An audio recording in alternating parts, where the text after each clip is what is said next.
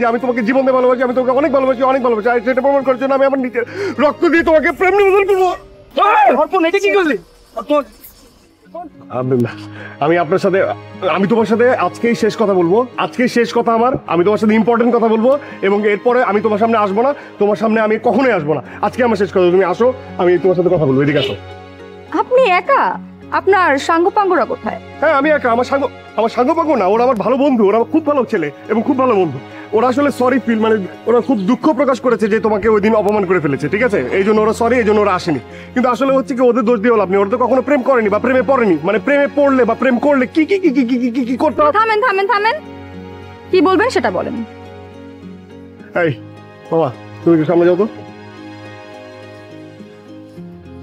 এবার বলেন কি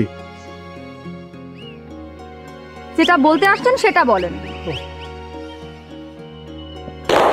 দেখো, আমি তোমাকে মন থেকে ভালোবাসি, জীবন দিয়ে ভালোবাসি। আমি তোমাকে অনেক ভালোবাসি, সত্যি সত্যি অনেক ভালোবাসি। আমি এতদিন বলতে পারিনি কারণ আমি লজ্জায় ছিলাম। আমি এখন লজ্জা থাকা যাবে না, আমাকে সাহস করে বলতে হবে। তাই আমি তোমার সামনে এসে আমি বলছি যে আমি তোমাকে জীবন দিয়ে ভালোবাসি, আমি তোমাকে অনেক ভালোবাসি, অনেক ভালোবাসি। আর সেটা প্রমাণ করার জন্য আমি আমার নিজের রক্ত দিয়ে তোমাকে প্রেম নিবেদন করবো।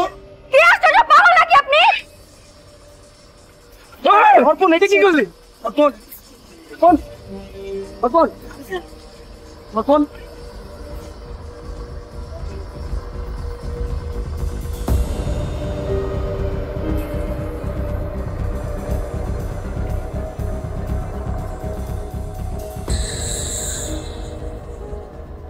মাইশা,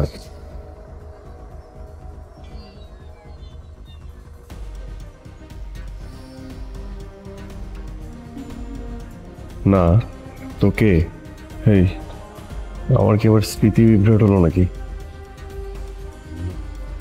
একে তো আমি চিনছি না। হ্যাঁ,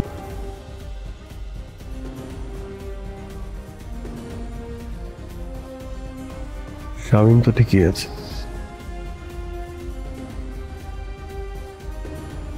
হ্যাঁ, মিলনও তো ঠিকই আছে।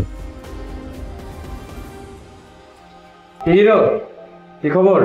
হ্যাঁ, হ্যাঁ, তোরা বস বস বস। কি অবস্থা? পাটা দেখে বুঝতে পারতি তো নাকি? আচ্ছা, সরি।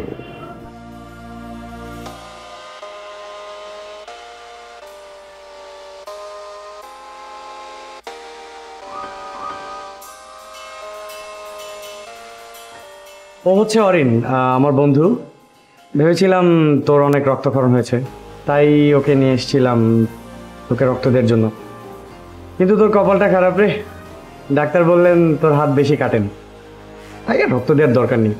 ও আচ্ছা আচ্ছা আচ্ছা আচ্ছা, মানে শুধু শুধু আপনাকে কষ্ট, মানে তোমাকে তুমি করে বলি, শুধু শুধু তোমাকে কষ্ট দেওয়া হয়েছে, তাই না? আরে না না, কোনো ব্যাপার ছিল না।